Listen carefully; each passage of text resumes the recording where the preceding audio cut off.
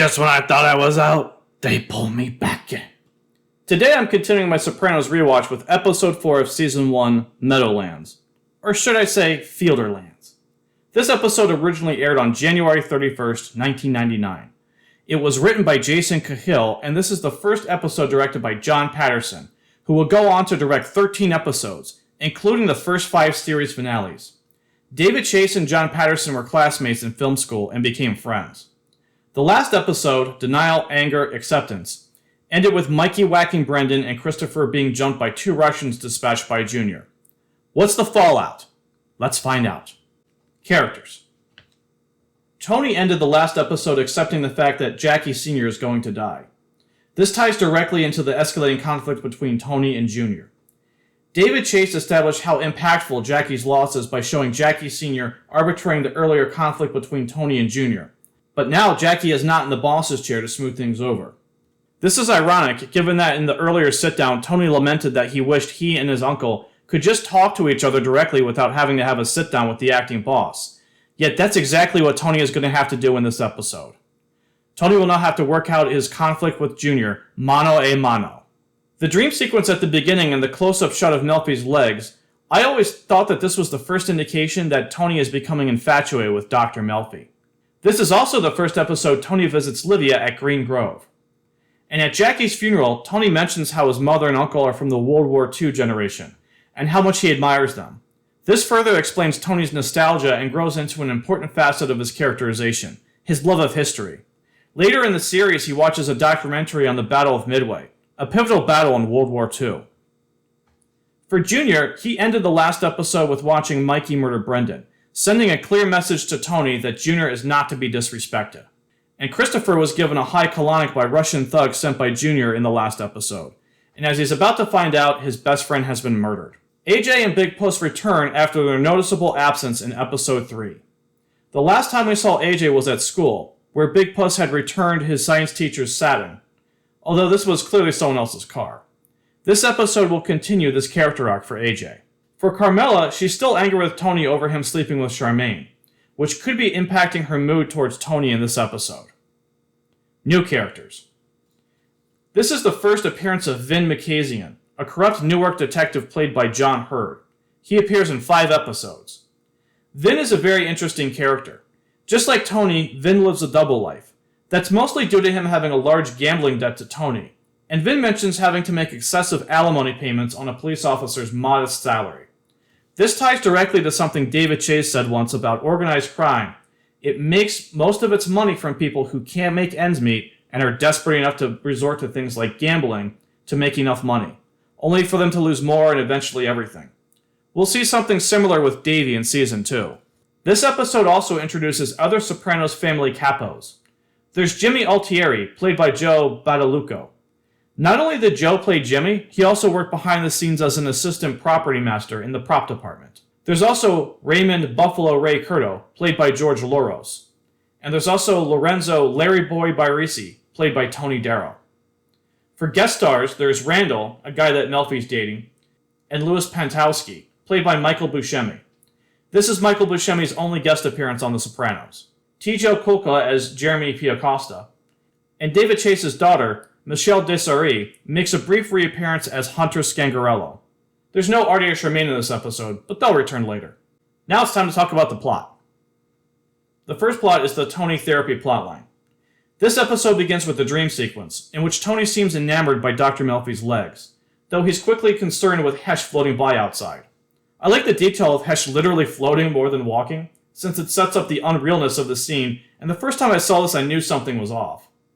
But Tony quickly finds Sil, Polly, and Big Puss in the waiting room. When he returns to Melfi, he finds it's actually Olivia. This reveal always reminded me of the ending of Psycho, the Alfred Hitchcock film. Tony wakes up from the dream at Irina's.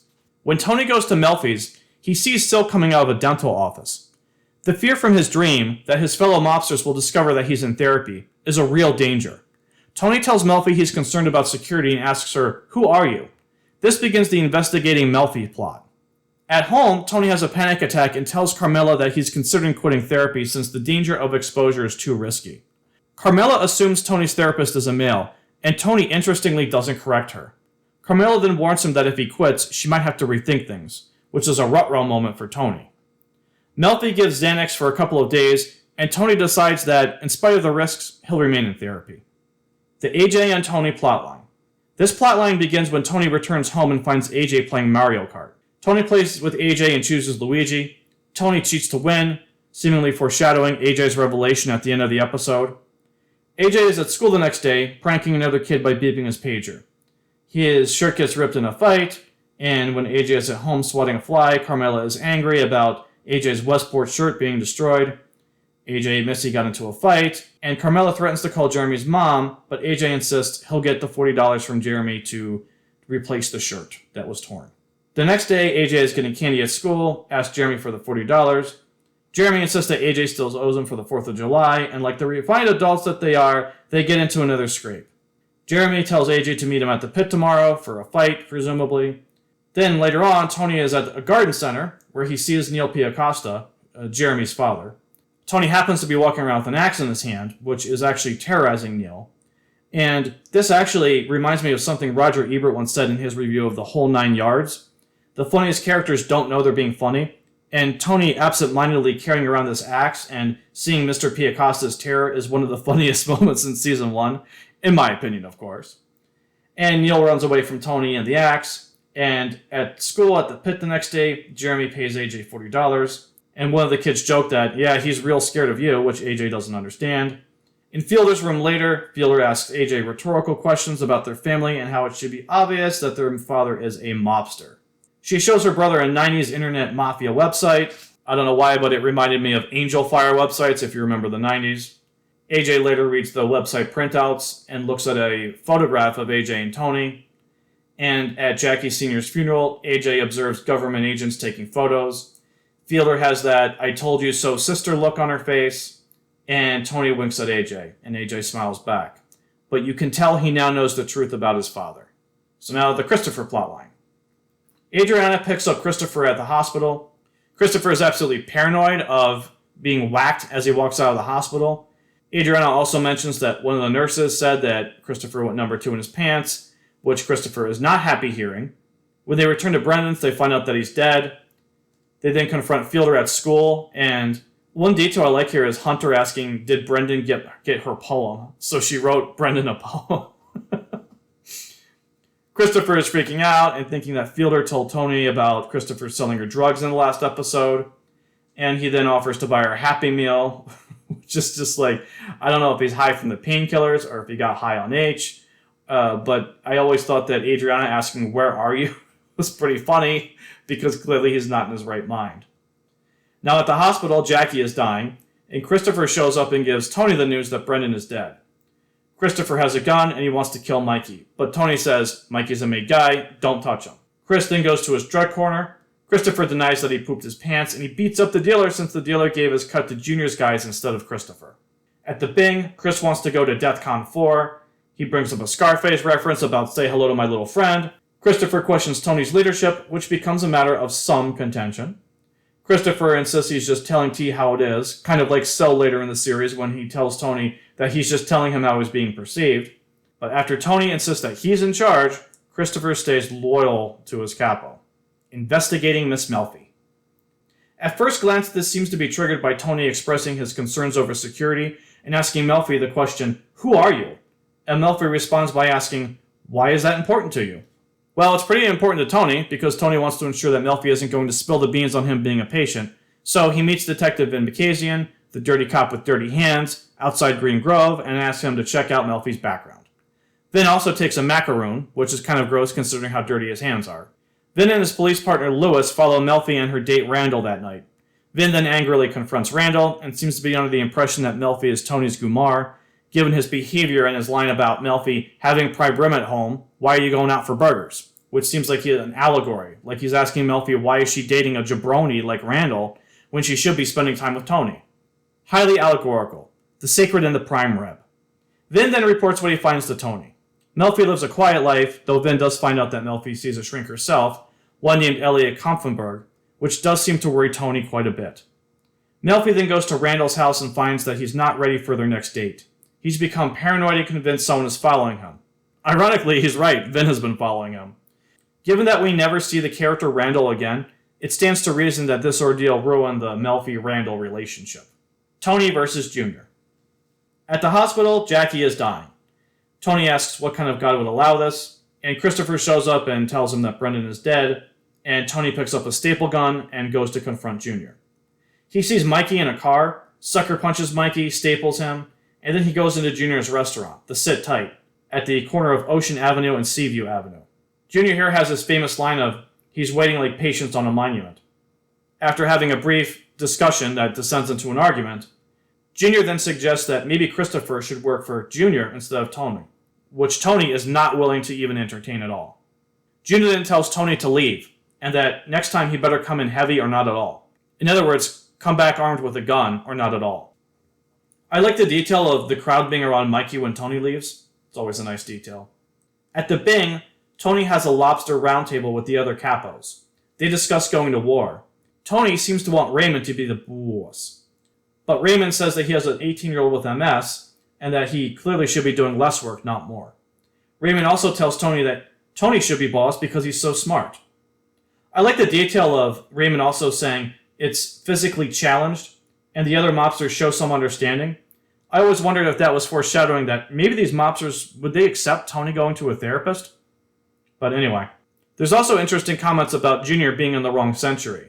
Tony does mention that Junior has New York backing him, and that he also loves his uncle. Although the other capos seem to want Tony to take the job, he's reluctant and says he doesn't want any kind of disturbance. When Tony is at Melfi's office, he talks about how Junior and Livy are both testing him like children. Melfi mentions a book called Strategies for Coping with Elder Family. I don't think it's a real book, by the way. I tried Googling it. Melfi mentions that elder family members oftentimes have to be given the illusion of control. At the Bing, Tony is seen reading the Elder Care book. Jackie Sr.'s death is reported on the television. They make a toast to Jackie, and Tony returns to Junior's diner. This time he comes heavy with a real gun. And much to Junior's surprise, Tony asks Junior if he's willing to be boss of the family. Junior is, of course, more than okay with this. In fact, he's actually overjoyed, it seems. Tony asks for Bloomfield and the Paving Union as his asking price for helping Junior get the top spot. They go to Jackie's funeral, and Tony tells the other capos that making Junior the boss is a good idea. Junior is content, but every decision is still going to be made by Tony. Junior, therefore, is the boss in title only, but he's a happy camper. Silvio mentions that Junior is going to be a lightning rod in case the feds come after them.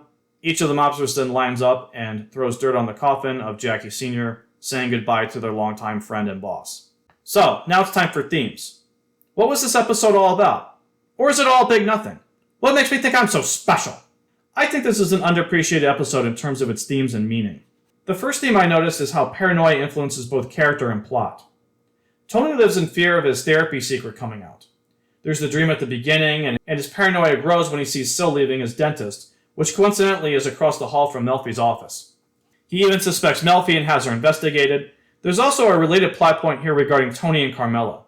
Carm assumes that Tony's therapist is a man, and given the events of the last episode and Tony's barely veiled infidelity, he purposefully doesn't correct his wife and lets her continue with the assumption, rather than revealing the truth, which could upset Carmela. Livia is suspicious of others at Green Grove, and as Tony notices, she doesn't mingle with anyone. Livia does feel betrayed by her family for being placed in a nursing home, but I wonder if she would be this paranoid independent of any circumstances, whether she's in the best retirement community in New Jersey or not. Christopher is in fear of mob violence after being beaten up and threatened, plus his best friend was killed. He fears Tony will find out he sold Fielder drugs and will have him whacked. Randall is in fear of random violence after Vin beats him up for more or less no reason, to the extent that he then becomes a shut-in. In fact, if Randall doesn't get professional help, he could end up being just as paranoid as Livia. In some ways, the Christopher and Randall character arcs are mirror images of suffering, and that oftentimes it's said that anger is sadness externalized, whereas sadness is anger turned inwards. But, I don't know, I guess that's just my opinion. You know, the sacred and the paranoia. The other theme, to me, seems like it's that of illusion. The Tony and Junior situation, which is perhaps the most plot relevant at first glance, involves Tony giving Junior the illusion of control. This is something Melfi mentions. Old people regress to a childlike state in which they have to feel like they're in control.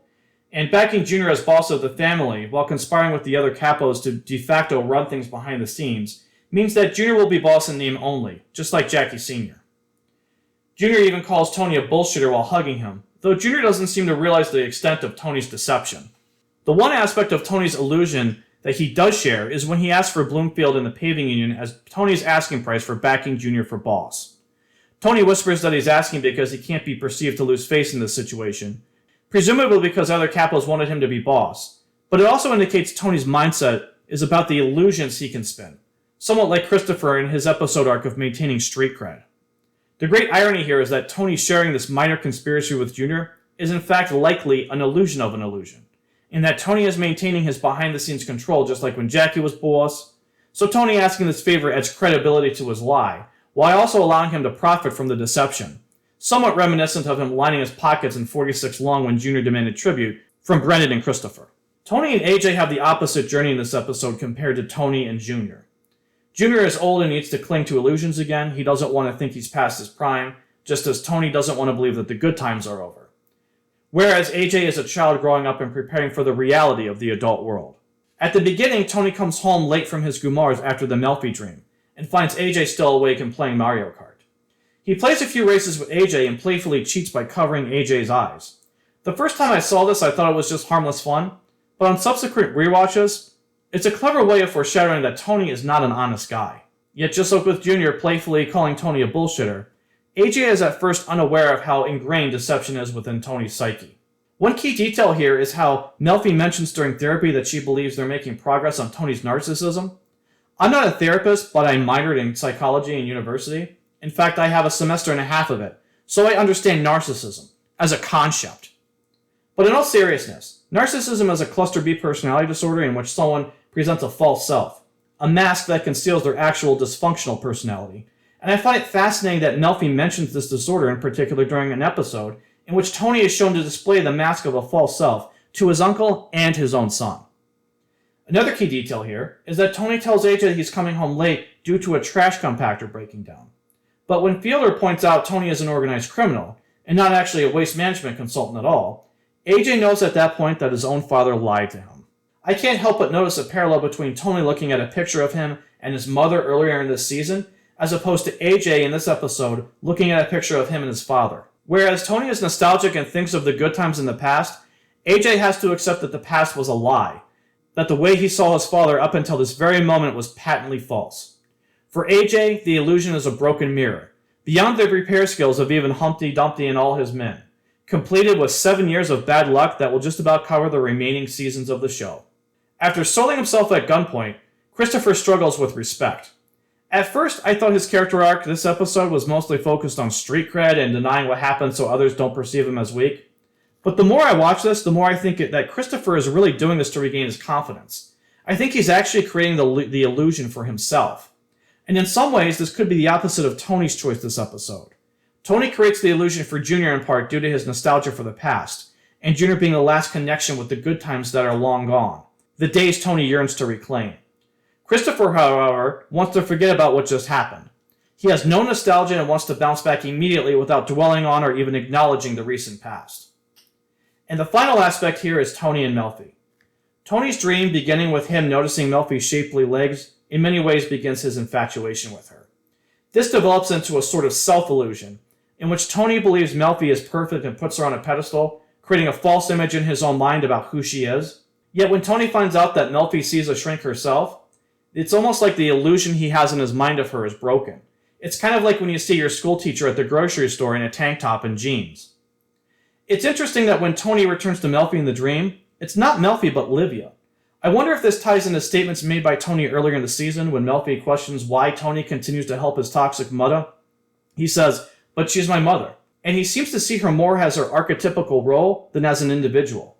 Just like Melfi in this episode when he sees her as this perfect professional instead of a complex and layered person with her own unique set of flaws, which would require a process of psychological individuation. Or maybe I'm reading too much into things and I should just continue to lithium. Going back to Melfi's comments about Tony's narcissism, I think it's important to note that narcissists often relate to other people in destructive cycles. And one of the phases is called the idealization phase, in which a narcissist will perceive someone else as being perfect and infallible, only for the real person to end up not meeting their unrealistic expectations, which leads to devaluation. Like most episodes, this one continues the theme of generational conflict, and Tony is caught between two other generations. Junior has little left to lose, only his pride. On the other hand, there's Christopher, who's lost his best friend, but he also might be too young to know what a full-on mafia war might entail in terms of actual loss. There is something of a parallel with Tony losing Jackie, the person at the top looking out for Tony, and AJ losing a part of his connection with his own father. To conclude the themes, I think this episode is ultimately about living lies. Tony, like most criminals, is living a lie and is always in fear of exposure. There are lies we tell ourselves, and there's lies that we tell others, illusions so that we don't have to face our own conflicts with nostalgia in the past, and there's lies about oneself that can be told to maintain credibility with others. Seeing the danger and evil of the world can break someone's perception of the world being a safe place. And I'm curious if the theme of illusion is part of the episode title itself. The Meadowlands of New Jersey are more industrial than natural at this point. They paved paradise and put up a turnpike, so guys like Tony can drive home to the suburbs where the streets are named after the trees they cut down to build cookie-cutter McMansions. But I don't know, what do you think? Leave a comment if you wish. I love hearing other people's ideas and thoughts about The Sopranos. Now it's time for pop culture. So in terms of memes, I think this is the first episode where Livia says, "I wish the Lord would take me now." Junior also has his famous quote about, "I'm sitting here like patience on a monument." Carmela also has her line of, "No, it's a rave review," when she's responding to Tony. And when Christopher mentions going to DEF CON 4 and having a bazooka under each arm like the ending of Scarface, Sil responds with, "Always with the scenarios." Pop culture references. Now the character Lorenzo Larry Boy Barisi is played by Tony Darrow. You might recognize him because he played Sonny Buns, the owner of the Bamboo Lounge in Goodfellas. George Loros, who plays Raymond, was in 6 episodes of Rockford, the TV show you can hear the theme song of in the pilot, and the one mentioned by Big Puss in 46 Long when he says, "I'm effing Rockford over here." Vin's partner, Louis Pentowski, is played by Michael Buscemi, the brother of actor and director Steve Buscemi, who would later direct the Pine Barrens episode in Season 3 and would also play Tony Blundetto in Season 5. Very allegorical, the sacred end of Buscemi. Randall, Melfi's date, is played by Mark Bloom. You might recognize him as the newspaper dude from the movie Crocodile Dundee. Guillermo Diaz plays the salesman at the Garden Center. He went on to become a popular actor in shows like The Shield and Weeds, so seeing him here early in his career in a short scene is kind of surreal. Also, Big Puss and Paulie discuss Brendan being whacked and mention the Mo Green special, another Godfather reference. Tony also calls AJ Andretti when he's playing Mario Kart. This is a reference to the race car driver Mario Andretti, which is ironic since AJ is playing as Mario in Mario Kart. Also, the reset button did not work that way on the Nintendo 64, that reset the whole game. And Tony is actually playing the game wrong. You have to hold A to accelerate. You need both hands. Tony is holding Z, but that button was used for items like the turtle shell or lightning bolt thingy.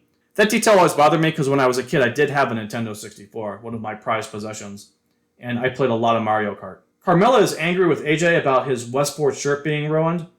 Westport Big and Tall is a brand that started in 1989. It was popular in the 90s, but in my poor neck of the woods, I don't think I ever saw it. And $40 for a shirt in 1999, that's about $80 today, and for one shirt. I do find it interesting that this is so long ago that the $20 bills used do look different. Jackson used to be much smaller on the bill, but they changed them in the 90s to combat counterfeiting. Tony also gets macaroons for Livia from Ferrara's, which is an Italian bakery in Little Italy in New York City. Livia also mentions Giuliani, who was mayor of New York at the time. When Jackie is dying, he says something about, "I'm at the World Trade Center." And I remember some people mentioning something about like a 9/11 conspiracy and such, but I don't know anything about that. I just thought I'd mention it for, the trivia. Junior's restaurant, the Sit Tight, on the corner of Ocean Avenue and Seaview Avenue.